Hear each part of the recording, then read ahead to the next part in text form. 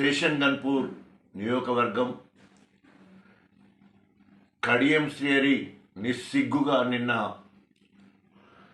Speaker గారికి తన affidavit ఇచ్చినట్టు తెలుస్తూ ఉన్నది.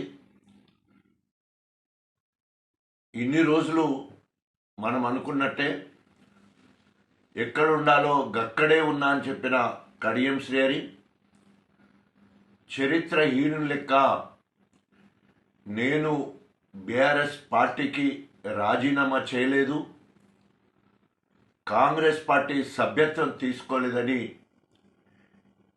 నీతి మాలిన మాటలు మాట్లాడి ఈరోజు సభ్య సమాజం సిగ్గుపడే విధంగా తన ప్రవర్తనను మరొకసారి బయటపెట్టుకున్నాడు. గణపురం నియోజకవర్గ ప్రజలకు నువ్వు ఏ ముఖం చూయించుకుంటావు?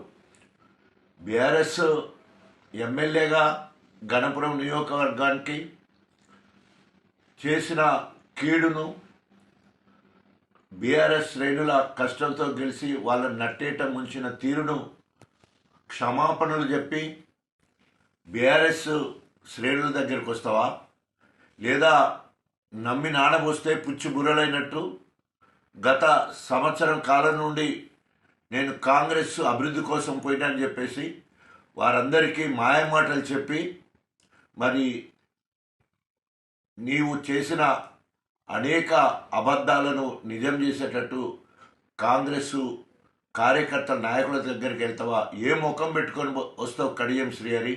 కడియం శ్రీహరి నీ బతుకు జడ పోయే కాలం వచ్చింది. ఈ టైంలో మరి రామకృష్ణ అని ఎక్కడో గుడిసెలో ఉండి బతకాల్సింది పోయి ఈరోజు రాజకీయ వ్యభిచారానికి పాల్పడి గన్పూర్ నియోజకవర్గ ప్రజల ఉసురు పోసుకుంటున్నావు. ఇప్పటికైనా గణపూర్ నియోజకవర్గ ప్రజలకు క్షమాపణ చెప్పి బీఆర్ఎస్ పార్టీ శ్రేణులకు క్షమాపణ చెప్పి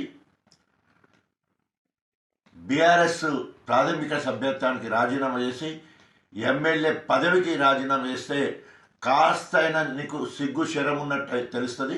లేకపోతే ప్రజలందరూ నిన్ను థూ థూ అని ఉంచుతారని చెప్పి